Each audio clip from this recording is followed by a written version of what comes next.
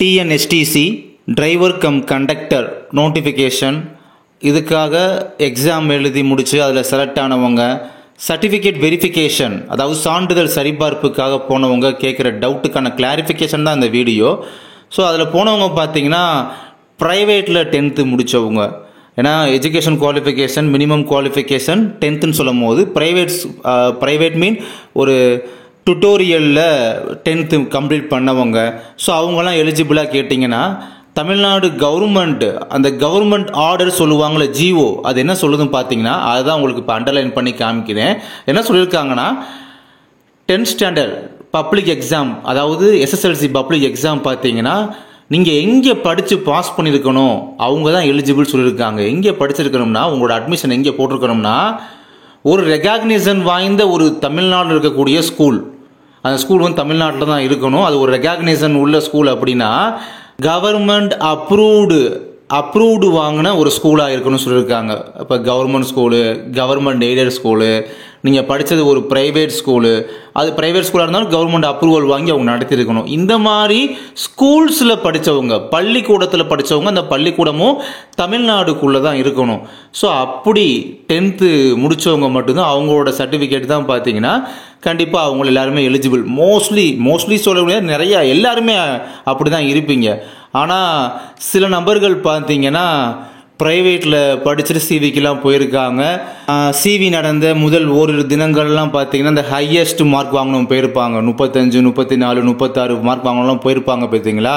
So அவங்களாம் ஒரு வேளை 10th வந்து ப்ரைவேட்டில் படித்து எழுதி அந்த சமயத்தில் போனப்போ அந்த ஃபஸ்ட்டு முதல் 2 தினங்களில் பார்த்தீங்கன்னா சரியாக கண்டுக்கு இருந்திருக்க மாட்டாங்க. அவங்க பாட்டு அவசரத்தில் வாங்கியிருப்பாங்க, சர்டிஃபிகேட்டை வாங்கியிருப்பாங்க. அப்புறம் இப்போ ரீசெண்ட் டேஸ்லாம் பார்த்தீங்கன்னா அதுக்கப்புறமா நடந்த நாட்களில் கூட அதை செக் பண்ணும் போது ப்ரைவேட்டா அப்படின்னு பார்த்துட்டு ஷாக் ஆகிட்டு கூட அதை அப்போ ரிஜெக்ட் பண்ணியிருந்துருக்கலாம். ஒன்றும் பிரச்சனை இல்லை. சிவி வந்து இந்த போர்டு தானே கண்டக்ட் பண்ணாங்க, ஓகேங்களா. இதை ஃபைனலாக ஒன்ஸ் வந்து வெரிஃபிகேஷன் பண்ணுவாங்க. உங்கள் சிவியெல்லாம் இப்போ ப்ராசஸ் முடிஞ்சதுக்கப்புறம் வெரிஃபிகேஷன் அப்படின்றது பண்ணுவாங்க, பேக்ரவுண்டு வெரிஃபிகேஷன் அப்படின்றது பண்ணுவாங்க. ஸோ அதில் பார்த்தீங்கன்னா யாரெல்லாம் தெரியாமல் இந்த மாதிரி ப்ரைவேட்டும் கொடுத்து சிவியில் போனாங்களோ அவங்களையும் பார்த்தீங்கன்னா ரிஜெக்ட் பண்ணிடுவாங்க, ஓகேங்களா.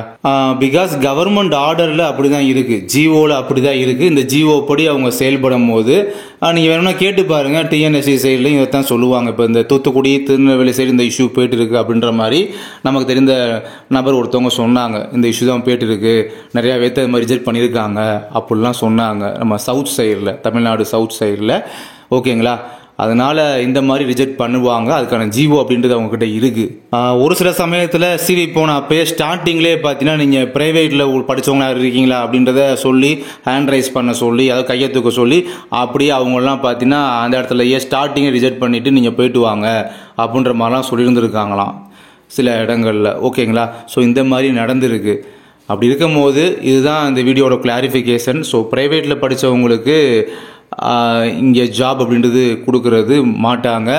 ஸோ இந்த மாதிரி ஸ்கூல்ஸில் தமிழ்நாட்டில் உள்ள ஸ்கூல்ஸ், அது ப்ரைவேட் ஸ்கூலாக இருக்கட்டும், கவர்மெண்ட் எய்டட், இந்த மாதிரி ஸ்கூல்ஸில் படித்தவங்க, அது மெட்ரிக் ஸ்கூலோ இல்லை தமிழ் மீடியமோ, ஸோ ஏதோ இந்த மாதிரி தமிழ்நாட்டில் உள்ள ஸ்கூல்ஸ் படித்தவங்களுக்கு 10th முடித்தவங்களுக்கு பார்த்தீங்கன்னா எலிஜிபிள். அவங்கள சிவியில் வந்து ஓகே பண்ணிக்கிடுவாங்க. பட் ப்ரைவேட்டில் படித்தா நாட் எலிஜிபிள் அப்படின்றத இந்த வீடியோ மூலமாக கன்வே பண்ணிக்கிறேன்.